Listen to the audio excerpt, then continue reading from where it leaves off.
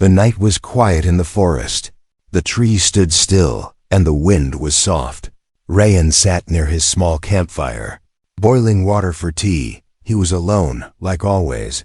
He liked being alone in the forest, far from noise, far from people. Then the silence broke. A bright light flashed across the sky. It was not a plane, and not a shooting star. It was something else, something strange. Rayan stood up quickly. He watched the light crash into the trees far away. There was no sound, only a soft blue glow where it landed. His heart started to race. What was that? He whispered. He grabbed his flashlight and left the camp. He followed the light, stepping over rocks and branches. The forest felt different, heavy, like it was watching him. After 20 minutes of walking, he saw smoke, thin and silver, floating through the trees.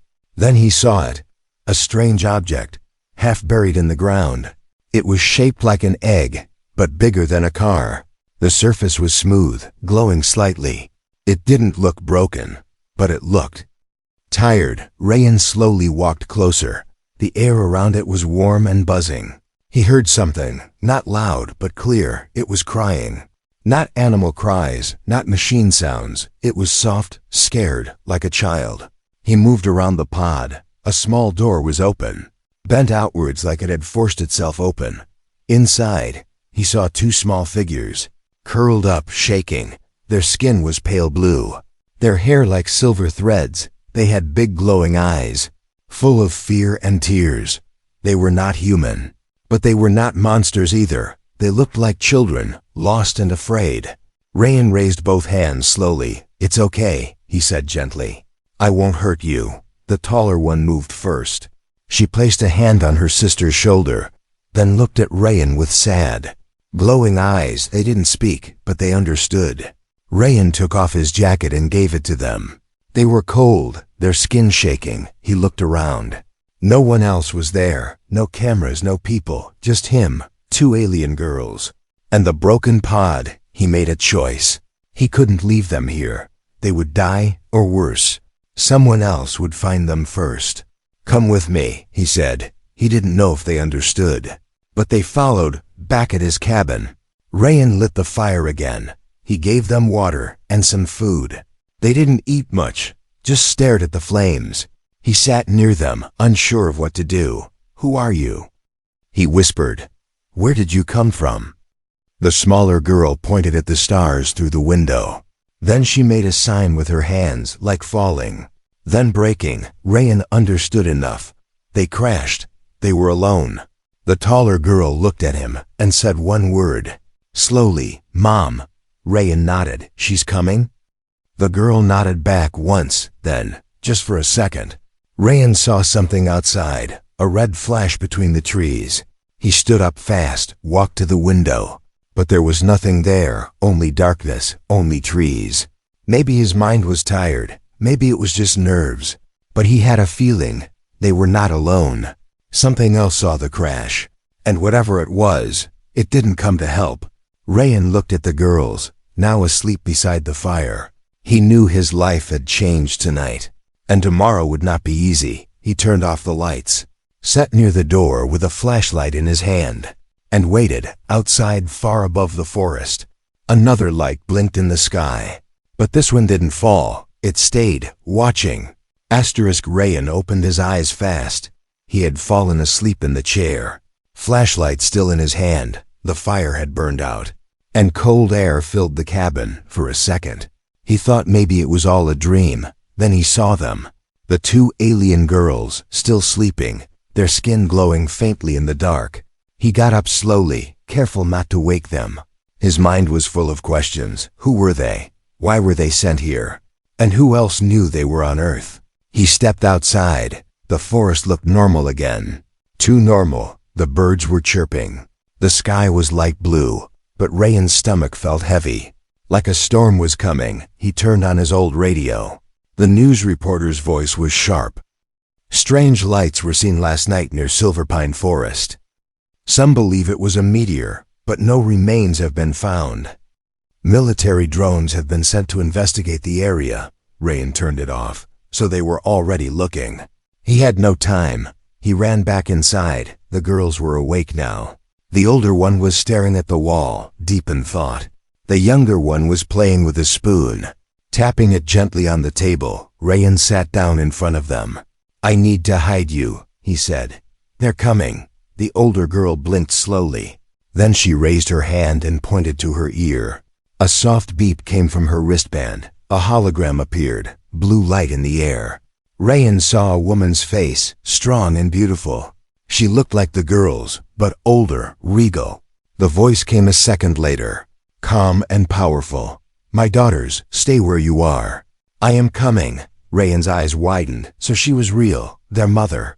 The hologram flickered and disappeared. Rayan whispered, "When?" The girls didn't answer, but the older one raised 3 fingers. 3 hours? 3 days? He wasn't sure, but he had to move now. He packed bags quickly, some clothes, water, food, tools. He wrapped the girls in thick jackets and covered their heads with hats. They couldn't stay here. Too risky. He led them out the back door, through a hidden trail only he knew. It led to a small cave behind the hill, where he kept emergency supplies. As they walked, the younger girl stopped. She looked up at the trees. Rayan followed her eyes and froze. There was a mark on the tree, a symbol burned into the bark. Not human, not natural. Rayan touched it. It was warm. Someone or something had been here recently. He looked around. No footprints, no sound. But he felt it again, that heavy feeling. They were being watched. He picked up the pace. The cave was small, dry, and hidden. He set up blankets and gave the girls food. They sat close together, quiet but calm. They trusted him now. Rayan sat at the entrance, thinking, what if the government found them first? What if that symbol wasn't from the mother? What if someone else was hunting them? He remembered the hologram. The woman had said she was coming. But was she the only one who saw the crash? Suddenly, the younger girl stood up. She walked to Rayan and touched his hand. Then she pointed outside. He followed her finger in the sky. There was a dark dot moving fast. Not a plane, not a bird. It was a drone. Rayan cursed under his breath. "They're scanning the forest," he said. "They're close." The older girl stood now too. She opened her wristband again. But this time the hologram showed something different. It was a map, stars, planets, then zooming in fast toward Earth. One red light was moving toward a blue dot, their location. Rayan looked at the girls. "You sent a signal?" he asked. The older one shook her head. "No," she whispered. Rayan's blood ran cold. So someone else sent the signal. Someone else had told the galaxy where they were. He stepped outside, scanned the skies.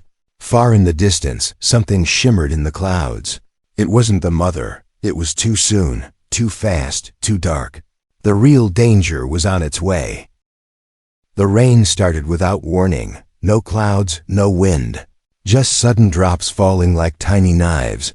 Rayan stood at the edge of the cave, staring at the sky. The girls sat behind him, holding each other. Their eyes were wide, but not with fear, with recognition. They knew this rain. Rayan watched the clouds swirl in a perfect circle. The sky turned purple, the rain turned blue, then silence. Everything stopped. Wind, rain, sound. Time felt frozen. Then it happened. A beam of white light shot down from the clouds. It didn't crash, it didn't burn. It opened. Like a door in the sky. Rayan shielded his eyes. Something was coming through. She stepped out of the light. Tall, glowing, dressed in silver and black armor that moved like liquid. Her hair floated behind her like smoke and water. And her eyes, sharp, golden, unblinking, locked straight onto Rayan. He didn't move. He couldn't. The girls ran to her. "Mother," the older one whispered. The woman knelt and wrapped her arms around them. For a moment, the forest was quiet again. Then she stood. Her voice was soft but powerful. "You protected them," she said, looking at Rayan. "You made a choice." Rayan didn't know what to say. He nodded, unsure if it was enough. The woman walked toward him. No footsteps. She floated slightly above the ground. She held out her hand, and in her palm was a glowing cube. "This is a gift," she said, "for what you have done." Rayan looked at it but didn't reach. "What is it?" he asked. She didn't answer instead. She turned and faced the forest. Her golden eyes narrowed. "They're coming," she said. "They followed my children's signal," Rayan blinked. "Who?" She looked at him, calm and cold. "Not friends." Suddenly, the trees shook. Something was moving through the forest, big, fast and angry. The alien queen handed the cube to Rayan. "Hold it," she said. "Don't drop it. And don't open it yet." He took it in both hands. It was warm, vibrating slightly. His fingers tingled. His chest felt heavier, like it was more than just a box, like it was alive. The queen turned to her daughters. "Stay behind me," she said. Rayan looked at the trees. Red lights were flashing between the trunks. One by one, dark shapes appeared.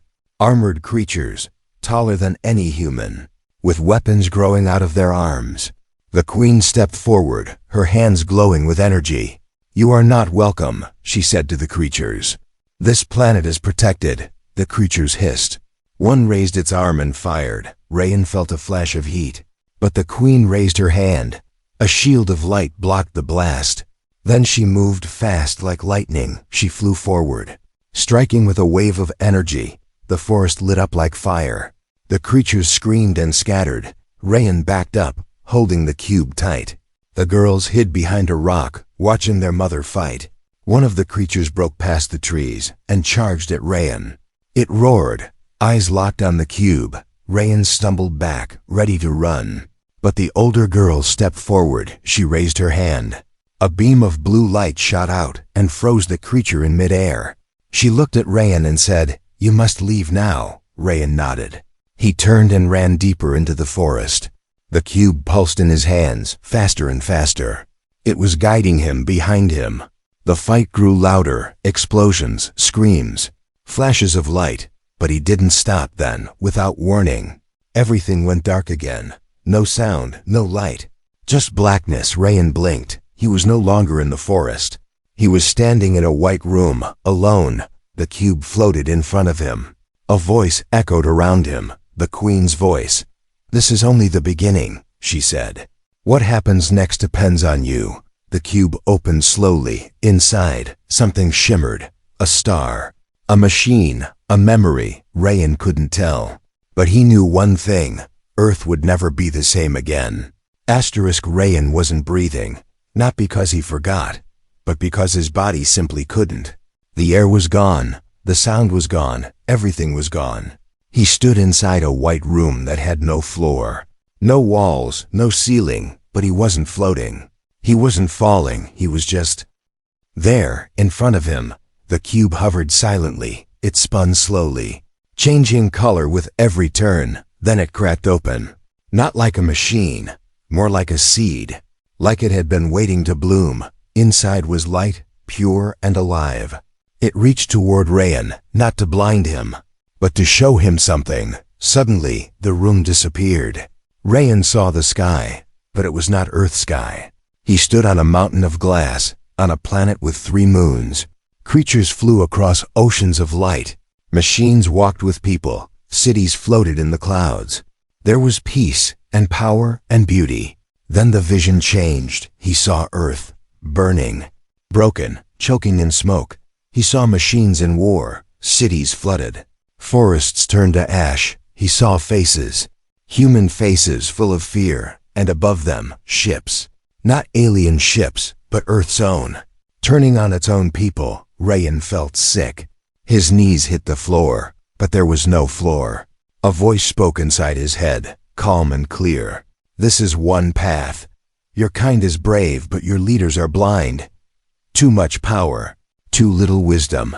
The cube holds answers, but it also holds risk." Rayan looked up.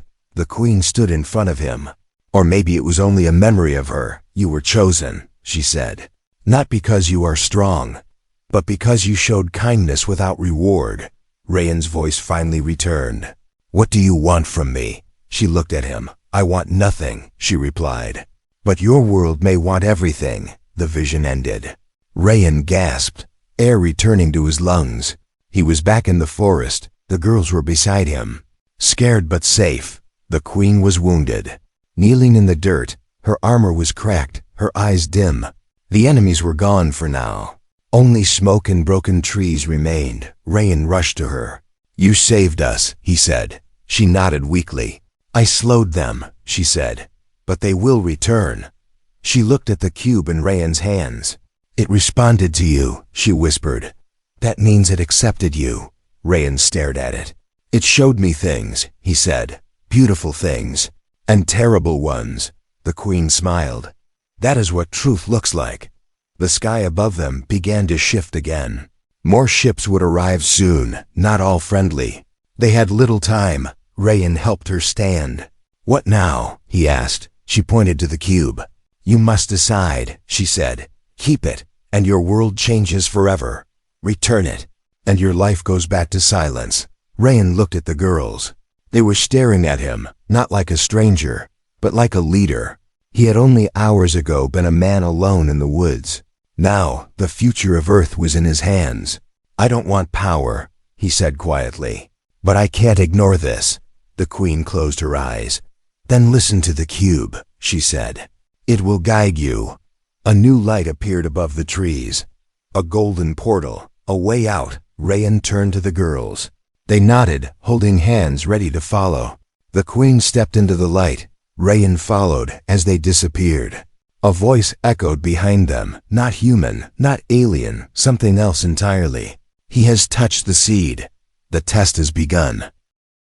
The stars were wrong. Rayan noticed it first. He stood at the edge of the alien ship, looking out the window, but this sky wasn't Earth's.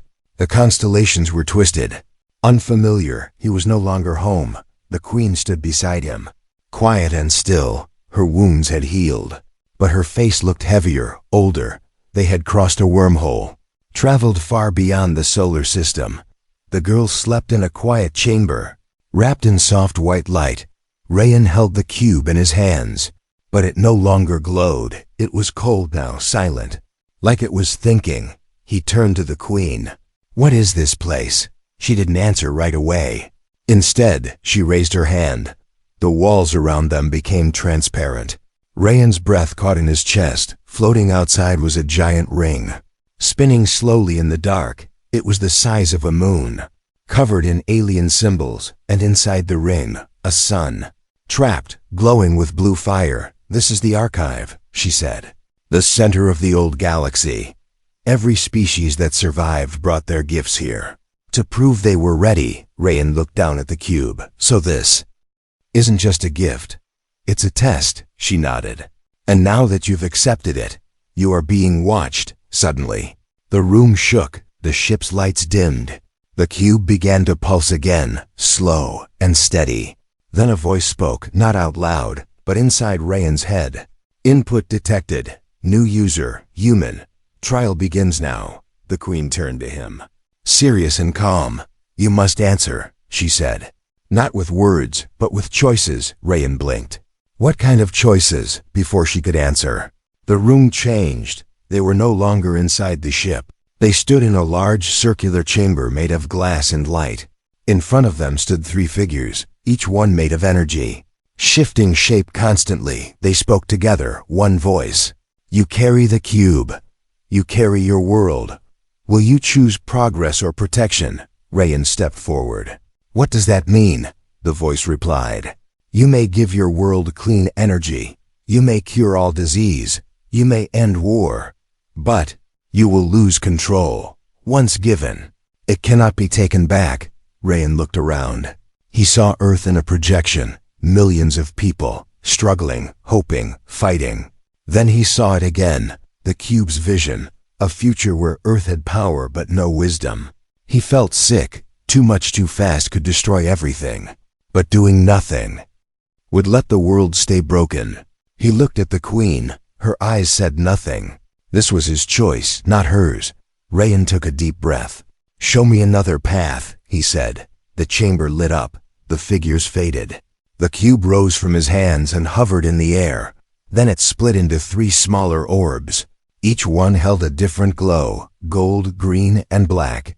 The queen stepped forward and spoke gently. "Gold gives knowledge. Green gives peace. Black gives control. You may choose only one. Rayan stared at the three lights. Behind them, Earth waited. Around them, the galaxy watched. He raised his hand. Reached out, not to the brightest, not to the darkest, but to the green. The orb of peace. The others vanished. The green orb entered his chest. His eyes glowed for a second, then returned to normal. The voice returned one last time. Selection accepted. Human trial, incomplete. Next stage. Begins. The ship around him returned. He was back in the real world, but changed. He felt it, inside his blood, inside his thoughts. Calm, focus, clarity, the Queen smiled. You chose balance, Rayan nodded. I chose peace. She looked at him with something close to respect. You may have just saved your planet, she said. Or delayed the war. Rayan turned toward the window. Far in the stars, a new ship appeared, dark, fast and angry. They're not happy with your choice, she whispered. They wanted you to choose control. Rayan clenched his fists. Let them come, he said. I'm not done choosing. Asterisk. The moon disappeared first. Not shattered, not destroyed, just gone. 1 second it was there, the next only darkness. Rayan saw it happen from the ship's window. The Queen stood beside him, silent. The girls were behind them, holding hands, watching. A deep voice echoed through space. Final warning delivered. Rayan clenched his jaw. That was a warning, he said. The Queen nodded slowly. They erased your moon without touching it. That's power born from control. He turned to the cube, now floating in the center of the room. Green light pulsed from it, steady, calm, but outside, nothing was calm. The enemy ship was massive, shaped like a blade, black metal. No windows, no lights, just speed and silence. They're called the Null, the Queen said. A species that gave up feeling to gain perfect order. They believe your peace is a threat to their rule. Rayan took a deep breath. We need to go back, he said. They're not coming for me. They're coming for Earth. The Queen gave a small nod. Our engines are ready, she said. But once we enter Earth space, they'll follow. Then let them, Rayan replied. We'll fight on our ground. The ship turned toward the sun. The stars bent around it. Time folded. Space cracked. And in one blink, they were above Earth. Rayan looked down. His home was beautiful. Blue, green, full of life, and completely unprepared. No one will believe us, he said. No one will listen. The Queen placed a hand on his shoulder. They don't have to, she said. They'll see. The Null ship arrived seconds later. No warp, no light. Just presence, heavy and unstoppable. It blocked the stars. It covered half the sky. Every satellite went dark. Signals dropped. Power grids failed. On Earth, panic began. Then the voice returned. This is not conquest. This is correction. A beam of black energy began charging above the planet. It wasn't aimed at a city. It was aimed at the oceans. To drown the world before it could resist. Rayan stepped forward. The cube floated beside him. Glowing brighter now, he raised his hand. And the cube responded. A pulse of green light shot forward, blocking the black beam mid-air. The energy split the sky. One half life, the other death. The Queen's eyes widened. You're syncing with the archive, she said. Earth is answering your choice. Rayan didn't speak. He stepped into the center of the ship. The floor opened, a platform rose, and he floated upward. Now Earth could see him. He was in orbit, visible from every camera, every screen. A voice, his voice, was broadcast without wires, without tech. My name is Rayan. I'm just a man. But today, I am your shield. The Null ship responded instantly. Dozens of attack drones poured out, like black locusts swarming the sky. But they didn't reach Earth. The Queen raised her hands. The girls joined her. Together, they formed a dome around the planet. A shield of light and sound. Inside the dome, Rayan's cube opened again. It sent knowledge into Earth systems, clean energy blueprints, medical data, stabilizing tech, not weapons, not control, just tools. The people of Earth didn't need to be told what to do. They saw and they responded. All over the planet, people gathered, not in fear, in unity. For the first time in history, Earth stood together, The null began to fall back. One of their ships broke formation and exploded. The cube had changed something. Their own systems were rejecting the violence. Rayan saw it clearly now. The cube was never about power. It was about awakening, suddenly. A final drone broke through the shield. It moved faster than the rest, aiming straight at Rayan.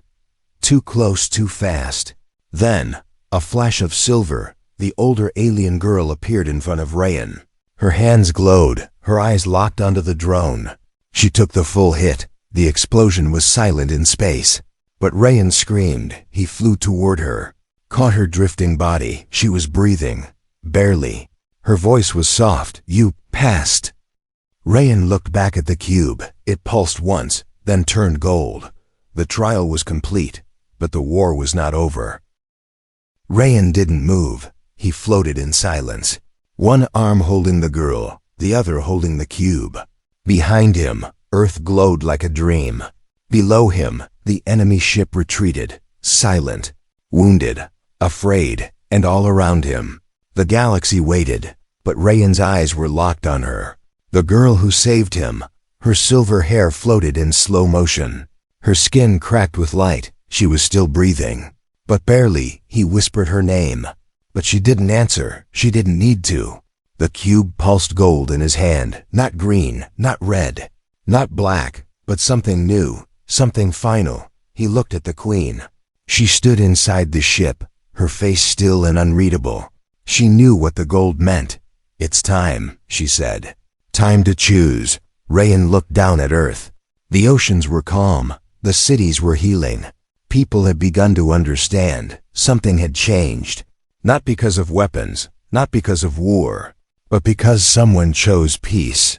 And peace fought back. The cube rose from his hand. It floated between him and the Earth. A voice echoed, not one he had heard before. Older, deeper, almost human, but not quite. "You have passed the trial. You may now choose the fate of your world," Rayan asked quietly. "What are the choices?" the voice replied. "Option 1, share the archive. Earth will rise faster than ever before. Disease is gone, power clean, knowledge endless, but it will be watched always. Option 2, seal the archive. Let Earth grow at its own pace. No gifts, no shortcuts, no outside eyes. But freedom will be complete." Rayan closed his eyes. He saw the future again. Both versions. One was powerful, but watched, always judged. The other was slower, harder, but free. Then he looked at the girl in his arms. She had risked her life for a planet that wasn't hers. Not because someone told her to, but because she believed in his choice. And that mattered more than anything. He opened his eyes, faced the cube, and whispered one word. "Neither." The voice went quiet. The cube stopped spinning.